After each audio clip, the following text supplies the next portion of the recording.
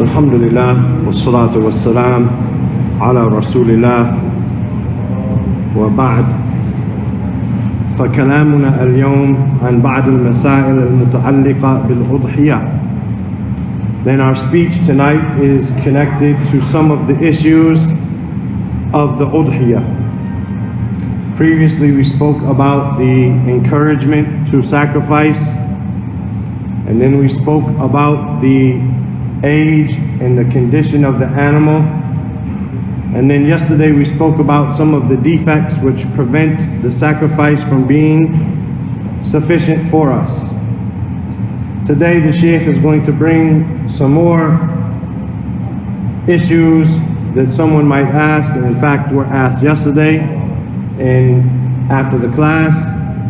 But first we'll bring the hadith which the Shaykh started a few days ago. An Anas radiallahu anhu قال ضحى النبي صلى الله عليه وسلم بكبشين أملحين أقرنين, that the Prophet صلى الله عليه وسلم, he slaughtered he sacrificed two rams, white or mostly white, and they were horned.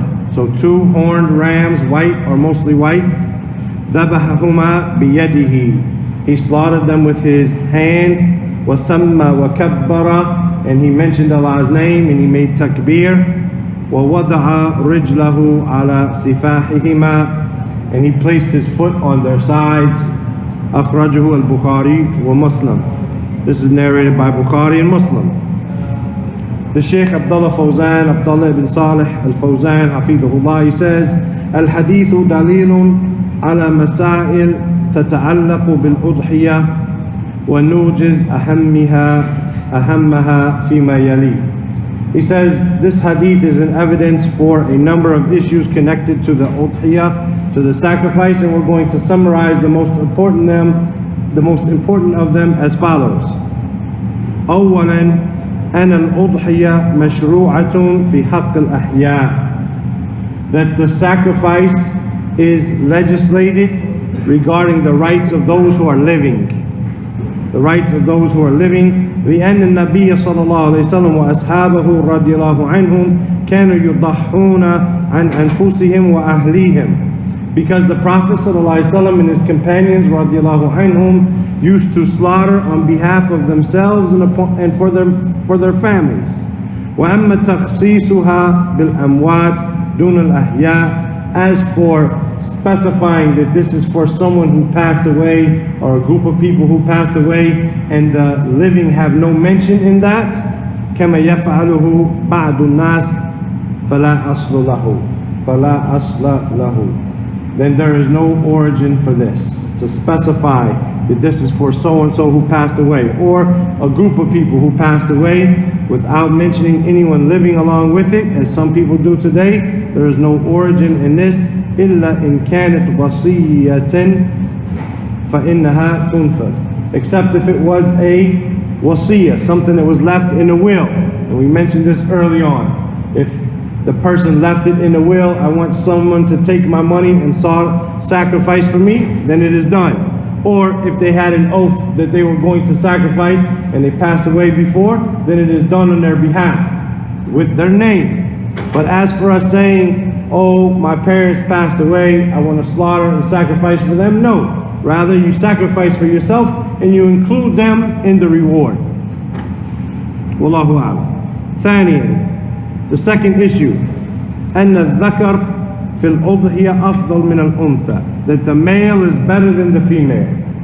The male animal is better than the female animal. And there are hadith for this. Everything he's bringing a hadith, but he's not trying to make the text long and drawn out. He wants to bring it 10, 15, 20 minutes after Salah. لأن لحمه أطيب, because the meat of the male is tastier. مع جواز التضحية بالأنثى إجماعا, while all of the scholars agree that it is permissible to slaughter a female, but the male is better. That was asked last night, right? ثالثا, thirdly, استحباب التضحية بالأقران. It's better and it is recommended to slaughter the animal which has horns. وأنه أفضل من الأجم, and it's better than the animal which doesn't have horns. لِمَا فِيهِ مِنْ قُوَّةِ الْبَدْنِ وَكَثْرَةِ اللَّحْمِ, due to what the animal which has horns has of strength in its body and more meat. مَعَ جَوَازِ التَّضْحِيَةِ بِالْأَجَمِ اتِّفَاقًا, although the scholars are all in agreement that it's permissible to slaughter the animal which has no horns.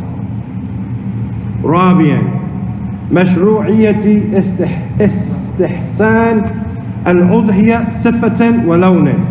It is legislated to have the udhiyah have a good description, a good appearance and good color. وذلك بأن تكون سمينة حسنة, and سمينة حسنة, that's when the animal is fat and healthy and strong. وأحسنها الأملح, والمراد به الأبيض الخالص البياض أو ما بياضه أكثر من سواده. And it is recommended for the animal to be amlah. And the Shaykh says what is meant by amlah is the animal which is pure white, or that which the animal, its white, is more than its black. وهذا من تعظيم شعائر الله تعالى كما قال تعالى ذلك ومن يعظم شعائر الله فإنها من تقوى القلوب. Allah Azza wa Jal, He says in Surah Al-Hajj, and that, meaning those Hajj rites, is from the honoring and revering and exalting the symbols of Allah, and indeed that is from the piety of the hearts. وقال تعالى, and Allah the Most High, He said, وَالْبُدْنَ جَعَلْنَاهَا لَكُمْ مِنْ شَعَائِرِ اللَّهِ, and these sacrificial animals, we have made them from the symbols of Allah. فَتَعْظِيمُ الْبُدْنِ min ta'zim sha'airillah. So honoring and revering and having respect for this and making the animal beautiful in color and appearance, this is from respecting and honoring the symbols of Allah subhanahu wa ta'ala. قال Ibn Abbas radiallahu anhuma, Ibn Abbas, may Allah be pleased with him and his father, he said, al-istisman wal-istihsan wal-isti'dhan, the one which is, look for the one which is fat and healthy and magnificent. As a side note, the Sheikh doesn't mention it here, but I was looking it up before while we were sitting here. Sometimes we see, maybe pictures are seen overseas, they may dress the animal up. They may paint its horns and put henna in it, and they make it look beautiful. Wallahi, sometimes they put jewelry and necklaces, not real jewelry, but plastic and stuff, to make it look beautiful. Both Sheikh Uthaymeen and Sheikh Abdurrahman al-Barak, from what I read just now, both of them said if you do this in order to specify this is your animal, then there's no problem in that. You want to specify this is my animal, this is it, fine. But if you do it in order to get closer to Allah or thinking that it's the sunnah, then this is bid'ah. Right? So we look for the good, beautiful animal, we want to present it, but we're not going to go tie bows in its hair, stuff like this. Maybe we want to, but if you're doing it to separate my animal from theirs, fine. But not out of worship to Allah subhanahu wa ta'ala. Khamisan, the fifth point the Shaykh brings, hafidhullah, استحباب أن يتولى الإنسان ذبح أضحيته بيده إن كان يحسن الذبح. It is recommended for the person to sacrifice his animal with his own hand if he's capable of slaughtering, if he knows what he's doing. Right? وَلَوْ كَانَ الذَّابِحِ إِمْرَأَةٌ, even if the person slaughtering is a woman. لِأَنَّ الذَّبْحِ قُرْبَةٌ. We said this from the very beginning when we started talking about al-udhiyah. Slaughtering the animal is from one of the ways to get close to Allah subhanahu wa ta'ala. A person should want to do that with himself. وَلِهَذَا قَالَ ذَبَحَهُمَا بِيَدِهِ. Therefore, Anas said about the Prophet ﷺ, he slaughtered them with his hand. مِنْ بَابِ التَّوْكِيد, emphasizing what? The slaughter? No. Emphasizing his hand? No. Emphasizing his hand. Right? لِأَنَّ الذَّبْحَ لَا يَكُنْ إِلَّا بِالْيَدِ. Slaughtering is not done except with the hand. No one does it except with the hand. وقال البخاري رحمه الله, Al-Bukhari, he said, أمر أبو موسى بناته أن يضحون بأيديهن. Abu Musa al-Ash'ari radiallahu anhu ordered his daughters to slaughter with their own hands. فإن لم يحسن, but if he's not good at it, he doesn't know what he's doing, استناب مسلم عالما بشروط الذبح, then he asks someone to step in and take his place and slaughter on his behalf, a Muslim who is knowledgeable of the conditions of slaughtering. وحضر ذبحهما or ذبح, he slaughters or he witnesses and he attends when his animal is slaughtered for him. Not just do it for me, akhi, and then I go home and drink tea. No, I'm going to be there when you slaughter. Why? Why is this going to be? لأن النبي صلى الله عليه وسلم استناب عليا في ذبح ما بقي من بدنه في حجة الوداع, because the Prophet صلى الله عليه وسلم, he appointed Ali to sacrifice what was left of his animals. He came with 100, he sacrificed 63. He appointed Ali to sacrifice what was left of his animals on Hajjatul Wada'. But why do we attend? Because the Prophet ﷺ gave it to Ali? No, because we want to get good. If I say, Mustafa, you're going to slaughter this year, I'm going to let you slaughter my animal. Mustafa, I ain't never did that before. My mom only let me hold a big knife maybe, right? I'm not going to slaughter. You're never going to tuhsin al-dhabh if you don't start. But that doesn't mean go and buy an animal and take it to your house all by yourself and slaughter it. No, go with people who are knowledgeable, who have done it before. All of us had a first time. We did it with someone who was knowledgeable. They helped us. Maybe the first time you cut it, you only cut one jugular vein. So he says, no, he steps in, cuts the other one, so the animal doesn't suffer. But next time you know, I know what I'm doing. If you're not capable and you're still scared, say, I'm going to attend and watch how you do it. Next year, I'll try myself. Maybe next year, you still only cut one jugular vein. So he steps in and he helps you. The third year, what do? You cut them both.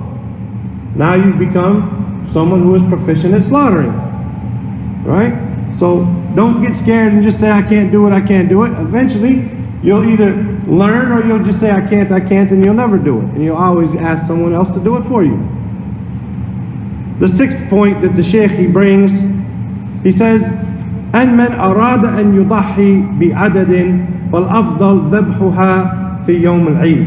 So whoever wants to slaughter more than one animal, it's better for him to slaughter them all on the day of Eid, يوم النحر. والتفريق في أيام النهر جائز, but separating between the days of sacrifice is permissible. So the 10th, 11th, 12th, 13th, separating and doing it on different days is permissible. وفيه نفع للمساكين, and there could be a benefit in separating for the poor people. Because one day you come, you slaughter 5 animals, 10 poor people, those 10 people share the 5 animals. Whereas if you do one animal one day, those 10. Next day you meet another 10. Next day you meet another 10. You may benefit more people by doing so. ويستمر الذبح إلى آخر اليوم الثالث عشر على الراجع من قولي أهل العلم. And this answers another question of ours, that the slaughtering takes place until the end of the 13th day, according to the strongest opinion of the 2 opinions of the scholars. So when does it go up until? It goes up until the last part of the 13th day. The last point the Shaykh he brings here, مشروعية التسمية والتكبير عند ذبح الأضحية. That it is legislated to mention Allah's name and to glorify Him when slaughtering the sacrifice. فيقول بسم الله الله أكبر. So he says, in the name of Allah, and Allah is the greatest. أما التسمية فهي واجبة. As for the saying Allah's name, then it's obligatory. وأما التكبير فمستحب. As for saying Allahu Akbar afterwards, then this is recommended. ولا يسن الزيادة على ذلك. And there's nothing from the sunnah which to increase upon that. لعدم وروده, due to the absence of them being narrated. إلا الدعاء بالقبول لثبوته عن النبي صلى الله عليه وسلم. Except for asking Allah to accept it from you, as the Prophet صلى الله عليه وسلم is established to have done. ولا تشرع الصلاة على النبي صلى الله عليه وسلم في هذا الموضع. And it is not legislated to say Bismillah Allahu Akbar Allahumma salli ala Muhammad wa ala ali Muhammad like this. No. to give salat and salam upon the Prophet ﷺ, it is not legislated at this time. لأنها غير لائقة بهذا المقام. Because it's not appropriate at this time. Here we are sacrificing solely to Allah. No reason to say salat and salam upon the Prophet ﷺ at this time. وَلَا بُدَّ أَن تَكُونَ التَّسْمِيَةُ عِنْدَ الذَّبْحِ. And no doubt that mentioning Allah's name must be done at the time of slaughtering. فَلَوْ وَقَعَ فَاصِلٌ طَوِيلٌ أَعَادَهَا. And if he says Bismillah Allahu Akbar and then a long time takes place, he repeats his Bismillah Allahu Akbar before he slaughters. إِلَّا إِذَا كَانَ الْفَصْلُ لِتَهْيِيَةِ الذَّبِيحَةِ وَأَخْذِ السَّكِينِ. Except for if he says Bismillah Allahu Akbar and then he takes his animal, lays it down, grabs the knife, then he can do it. That's not a long time. What's a long time? وَالْمُعْتَبْرَ أَن تَكُونَ التَّسْمِيَةُ عَلَى مَا أَرَادَ ذَبْحِهِ عَلَى مَا أَرَادَ ذَبْحَهُ. What's considered to be mentioning, and it must be that a person mentions the name upon the animal which he wants to slaughter. فَلَوْ سَمَّى عَلَى شَاءٍ ثُمَّ تَرَكَهَا إِلَى غَيْرِهَا أَعَادَ التَّسْمِيَةِ. So for example, I lay an animal down, I'm ready to slaughter. Tariq says, Dr. Tariq, he comes to me and says, Akhi, that's my animal. No, it's not. I already said, Bismillah, it's my animal. No, Akhi, I put my horn, you did it on the left side, I did it on the right side, I know that's my animal. Oh, you're right, Akhi. I go get my animal, I come back, I say, I already said Bismillah. No. First off, I didn't say it on my animal. I said it on his animal. Second off, there's a long time in between there. Right? Something happens, I lay the animal down, it gets up and runs. I go chase it, I get it back, I can bring it over here. Long time in between there. We have to understand, right? We have to use our common sense. وَأَمَّا تَغْيِيرُ الْآلَ فَلَا يُؤَثِّرْ عَلَى التَّسْمِيَةِ. But if I grab my knife and I'm about to, I say, oh, that's dull. Give me a sharp one. And I grab a sharp knife. That's not a long time. That's not considered a long time. Has no effect on the sacrifice or on the saying Bismillah. Then the Shaykh concludes as always with the dua. Allahumma taqabbil ta'atana. O Allah, accept our obedience. Wa tajawaz an taqsirina, and overlook our shortcomings. Allahumma rzuqna ilman nafi'a wa amalan mutaqabbala wa rizqan tayyiba. O Allah, bless us with beneficial knowledge and acceptable actions and a pure and good provisions. Allahumma ajib du'a'ana. O Allah, answer our du'as. Wa haqqiq raja'ana, and bring into reality our hopes. وَاغْفِرْ لَهُمَ لَنَا وَلِوَالِدِينَ وَلِجَمِيعِ الْمُسْلِمِينَ. And O Allah, forgive us and our parents and all the Muslims.